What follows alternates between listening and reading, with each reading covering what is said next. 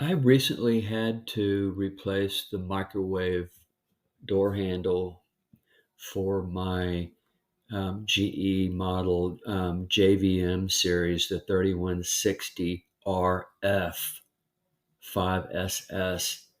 But this handle will also fit the RF3SS, the RF4SS, the 5, as I said, and the only difference in this handle and the handle that came with the microwave are the little connection brackets were black, but these match the handle, and it was real pretty straightforward and simple. I just watched a YouTube video to replace the handle. You remove the door first, and then I recommend placing a little towel or a blanket or something down on your counter so the front of the microwave door doesn't scratch.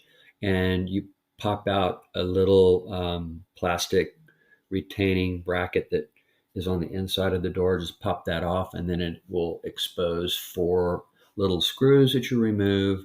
And then there are some like clips that are integrated into the door, and then you just pop those off, and the whole inside panel comes off, and then you have access to the handle screws, and then you just take it out and replace the other handle and put the pieces back together, put the door back on the microwave, and it was pretty straightforward. And I recommend buying this handle for a handle replacement.